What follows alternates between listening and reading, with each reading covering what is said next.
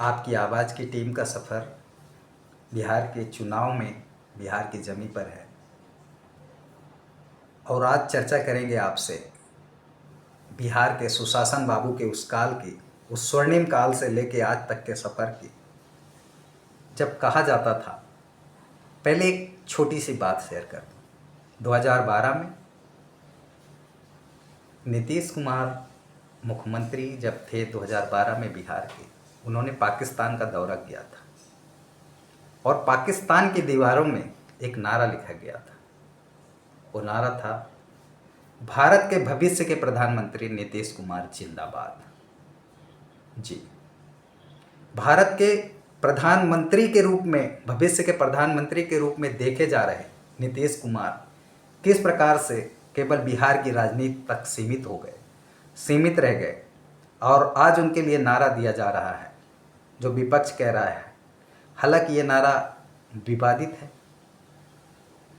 जिसमें कहा गया भूरा बाल साफ करो। जी हाँ, यहाँ इस नारे का आशय ये लगाया जा सकता है कि जो बिहार में जमी हुई गंदगी है, जो बिहार की कमियां हैं, उसे साफ करने की बात की जा रही है विपक्ष द्वारा। तो किस प्रकार से ये सफ़र को आज हम और आप देखते हैं, इस बिहार की जनता देखती है, जहां एक व्यक्ति के लिए कहा जा रहा था कि भारत के भावी प्रधानमंत्री नीतीश कुमार जिंदाबाद, वो आज 2025 के चुनाव आते आते ये कहा जाने लगा भूरा बाल साफ करो। मतलब जो भारत का प्रधानमंत्री के रूप में जिसे देखा जा रहा था, आज बिहार में कहा जा रहा है कि इन्हें बिहार से हटाओ। जी, तो नारे अपनी एक अलग कहानी बयां कर देते हैं। बिहार की राजनीति में हो या देश की राजनीति में, नारों का अपना महत्व है। 2015 का वो चुनाव जिसमें कहा गया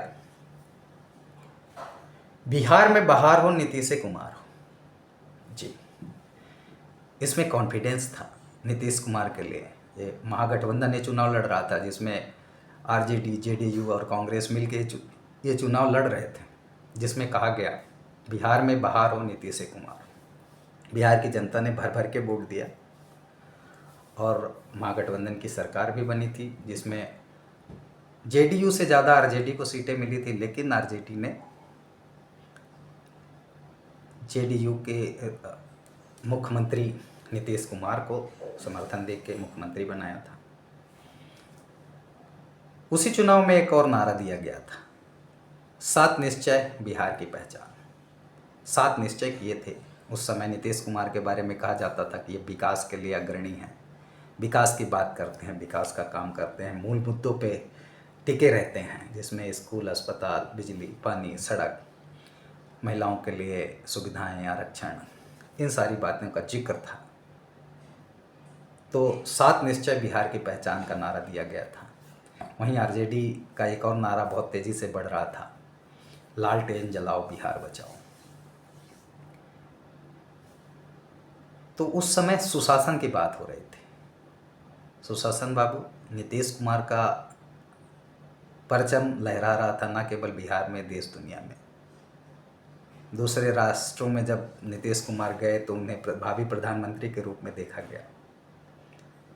लेकिन ऐसा क्या हुआ कि आज बिहार में वो सब नारे बदल गए और उनके लिए जो सुशासन की बात होती थी वो कुशासन में तब्दील हो गई? क्या वो सत्ता के मोह में, सत्ता के लालच में, या कुर्सी के लोभ के लिए, कुर्सी में टिके रहने के लिए उन्होंने अपने जो मूल सिद्धांत थे उनसे वो हट गए? जो बुनियादी बातें थी, जिसमें स्कूल, अस्पताल, बिजली, पानी, सड़क जैसी बातें थी, उससे वो हट गए।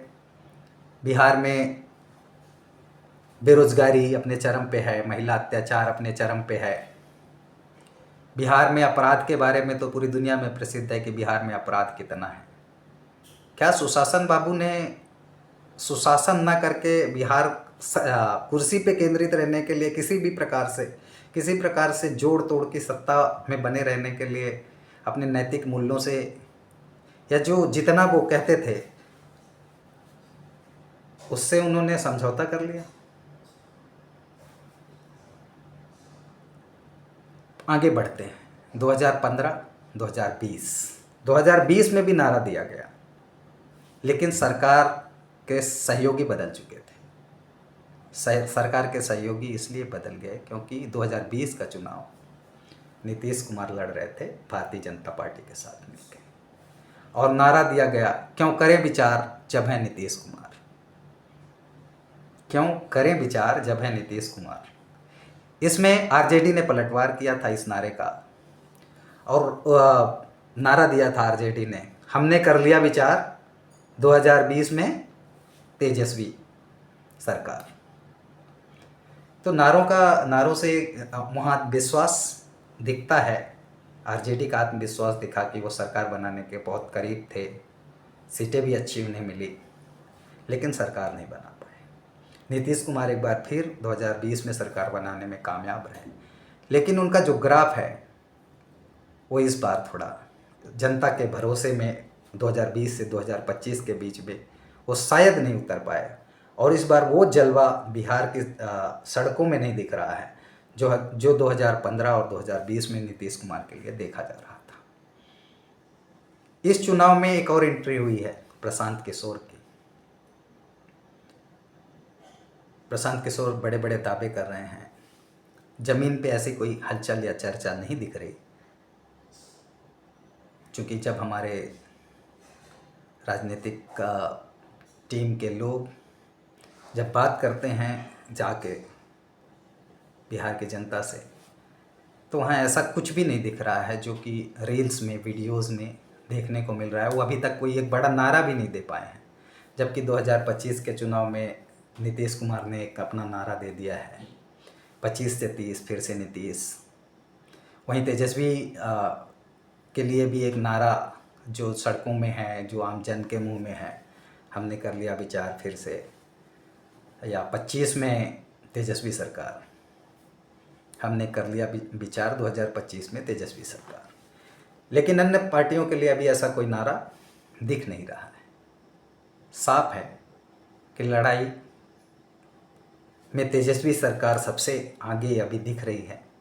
नारों में लालटेन की भूमिका बहुत अहम होती है। 2015 में लालटेन जलाओ बिहार बचाओ का नारा दिया गया था, वो नारा आज भी चल रहा है, और बिहार में लालटेन हर घर में एक चुनाव चिन्ह के रूप में स्थापित हो चुकी है। चुनाव में चुनाव चिन्ह का और चुनावी नारों का बहुत महत्व होता है। जिस प्रकार से विपक्ष ने बिहार बंद के दौरान जो नारे दिए, या जो नारा एक प्रचलित हो गया, विवादित है पर वो प्रचलित हो गया है, उसमें साफ संदेश दे दिया है, भूरा बाल साफ करो। तो नीतीश कुमार का वो स्वर्णिम काल, जब वो कहा जाने लगा था कि वो भारत के भावी प्रधानमंत्री हैं, से लेके उन्हें हटाने के लिए भूरा बाल साफ करो तक का नारा जो है, इस सफ़र को नीतीश कुमार के जीवन का वो सफ़र कितना साबित होगा, ये मानना या नहीं मानना चुनाव परिणाम पे डिपेंड करेगा। लेकिन निश्चित रूप से विपक्ष ने नारों में आगे इस बार बिहार में नीतीश कुमार से आगे निकल के काम किया है, और ये नारा आज हर गली के कूचे में, नुक्कड़ में, पान के ठेलों में आम हो गया है, भूरा बाल साफ करो। मतलब एक एंटी इनकम्बेंसी बिहार में नीतीश कुमार के खिलाफ, और इस एंटी इनकम्बेंसी के लिए कि अब बहुत हो गया, इस जो बिहार के लिए जो गंदगी है, बिहार के लिए जो धूल है, बिहार के लिए जो कमियां हैं, इसको साफ करने का वक्त आ गया है। एक नारा स्थापित करने में विपक्ष कामयाब हो गया है। तो नारों की बात हो या सड़क में चल रहे बात कि कौन पार्टी किसके आगे किसके पीछे, कौन नारों में जीत रहा है और कौन वोट में, कब तब्दील होगा, इसका परिणाम हम सब मिल के बातचीत करके देखते रहेंगे।